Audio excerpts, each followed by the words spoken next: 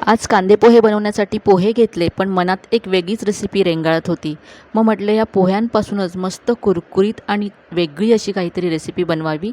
यासाठी मी 2 कप पोहे घेतले. नेहमी जे घरी कांदे पोहे बनवण्यासाठी जाड पोहे वापरतो तेच मी इथे घेतलेत. पातळ पोहे घेतले तरी चालतील. 2 कप पोहे घेतलेत. आता हे पोहे स्वच्छ धुवून घ्यायचे. तर यामध्ये आधी भरपूर मी पाणी घातलं. पाणी घालून 2 वेळा हे पोहे स्वच्छ धुवून घेतले. पोहे धुतल्यानंतर यातलं सगळं पाणी मी आधी काढून टाकलं. आता यामध्ये भरपूर पाणी घालायचं आहे आणि हे पोहे पुन्हा 5 मिनटं आपल्याला पाण्यामध्ये भिजत ठेवायचे आहेत, कारण या रेसिपीसाठी मला अगदी सॉफ्ट असे पोहे हवे होते. तर 5 मिनटं हे अशीच बाजूला ठेवून देते. तर आता 5 मिनटं झालेत आणि पाहू शकता पोहे अगदी सॉफ्ट झालेत, छान भिजलेत. तर असेच आपल्याला सॉफ्ट पोहे हवेत या रेसिपीसाठी. आता हे आपण एका चाळणीमध्ये काढून ठेवूया, म्हणजे याच्याचं जे एक्स्ट्राचं पाणी असेल ते निघून जाईल. तर इथे मी एक चाळण घेतले, यामध्ये सगळे पोहे काढून घेते. आता असेच हे आपण 4 ते 5 मिनटं बाजूला ठेवूया.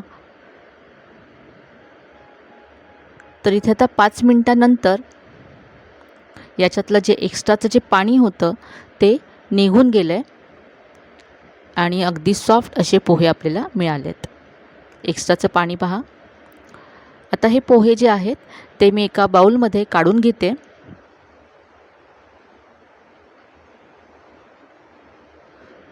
आता हे पोहे आपल्याला हाताने छान मळून घ्यायचे आहेत, कारण आपल्याला हे पोह्यांचं जे टेक्स्चर आहे ते नको आहे. आपल्याला हे पिठासारखं करून घ्यायचं आहे. तर याचं असं गोळा व्हायला हवा, अगदी मळून घ्यायचं. जशी उकड असते त्याप्रमाणे हे करून घ्यायचं आहे. पोहे अगदी सॉफ्ट झाले, त्यामुळे लगेच असे मळले जातात.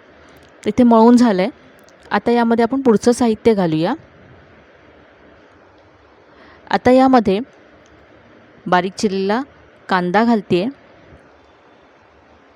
एक छोट्या आकाराचा कांदा इथे मी घेतला होता. यानंतर किसलेलं गाजर घालायचं आहे. बारीक चिरलेली शिमला मिरची घालते आहे. यानंतर इथे बारीक चिरलेला कढीपत्ता घातला आहे. कढीपत्ता असा चिरून घातला की स्वाद खूप मस्त येतो. यानंतर अर्धा चमचा इथे मी धन्याची पावडर घालते आहे. अर्धा चमचा जिरं घातलं आहे. यानंतर किसलेलं आलं घातलं. आता यामध्ये बारीक चिरलेली हिरवी मिरची घालायची आहे. चवीप्रमाणे मीठ घातलं आहे. यामध्ये आता मी पाव चमचा आमचूर पावडर घालते आहे. आमचूर पावडर नसेल तर तुम्ही इथे लिंबाचा रस घालू शकता किंवा मग 1 चमचा दही घातलं तरी चालेल. फक्त आंबटपणासाठी थोडंसं इथे दही तुम्ही घालू शकता. आता यामध्ये भरपूर बारीक चिरलेली कोथिंबीर घालायची आहे. आता हे सगळं साहित्य आपल्याला एकत्र करून घ्यायचं आहे. तर इथे हातानेच मी हे सगळं एकजीव करून घेते. पोहे, आपण जे मसाले घातले, भाज्या घातल्या, सगळं छान एकत्र करून घ्यायचं आहे. हे सगळं असं व्यवस्थित मिक्स केल्यानंतर इथे आता 4 चमचे यामध्ये तांदळाचं पीठ घालायचं आहे. तर इथे तांदळाचं पीठ आपण बाइंडिंगसाठी घालतो आहे. हे आता छान मळून घ्यायचं आहे.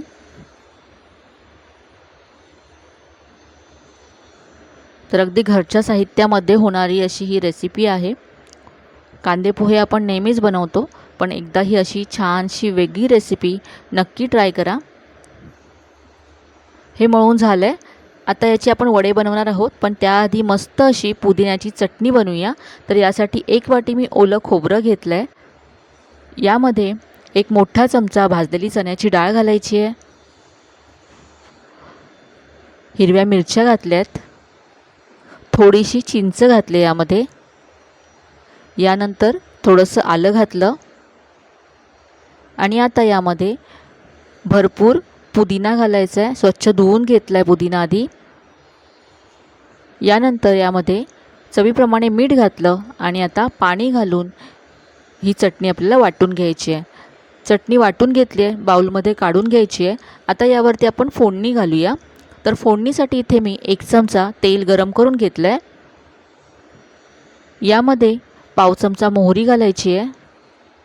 मोहरी मस्त तडतडली की थोडीशी कढीपत्त्याची पानं घातल्यात आणि एक लाल मिरची घालायची आहे। ही मस्त अशी फोडणी आता चटणीवरती घालूया। तर ही मस्त अशी वेगळी पुदिन्याची चटणी तयार आहे, जी आपल्या वड्यांसोबत अगदी अप्रतिम लागते। चटणी तयार आहे। आता आपण पोह्यांचे वडे बनवूया।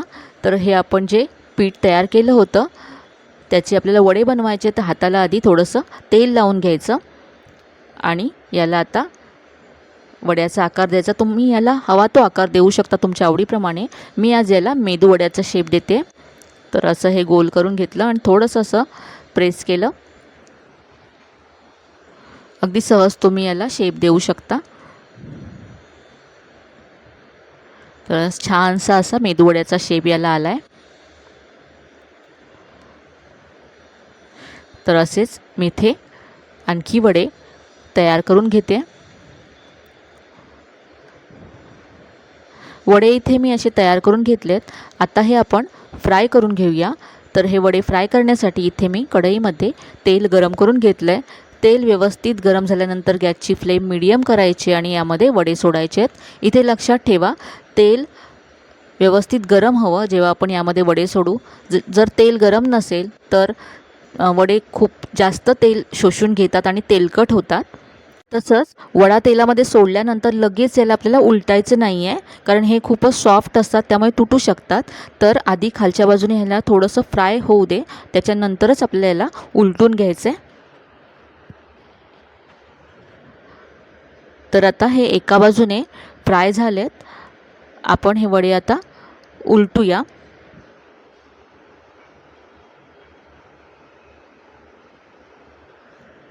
आणि आता दुसऱ्या बाजूने सुद्धा हे वडे फ्राय करून घेऊया।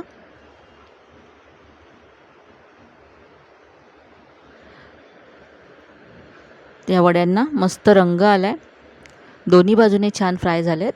आपण याला आणखी थोडंसं गोल्डन ब्राऊन करून घेऊया। तर इथे पहा, वडे मस्त असे फ्राय झालेत आणि रंगसुद्धा खूप मस्त आलाय। त्याच्यातलं तेल निथळून आपण हे वडे काढून घेऊया आणि उरलेले वडेसुद्धा असेच फ्राय करून घेऊया।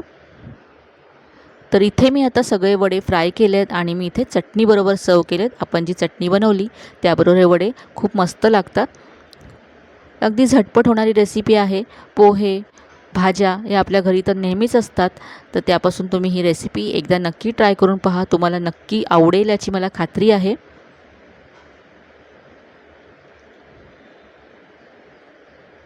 याबरोबरच ही पुदिन्याची चटणीसुद्धा तुम्ही ट्राय करा। वेगळी अशी पुदिन्याची चटणी चवीला अप्रतिम आहे। वरून कुरकुरीत आणि आतपर्यंत जाळीदार असे हे वडे नक्की करून पहा। तर आजची ही रेसिपी तुम्हाला कशी वाटली कमेंटमध्ये नक्की कळवा। रेसिपी जर आवडली असेल तर व्हिडिओला जास्तीत जास्त लाईक करा, शेअर करा। चॅनलवर नवीन असाल तर चॅनलला सबस्क्राईब करायला विसरू नका। चला तर मग पुन्हा भेटूया अशा छान छान आणि नवीन नवीन रेसिपीसह। तोपर्यंत धन्यवाद।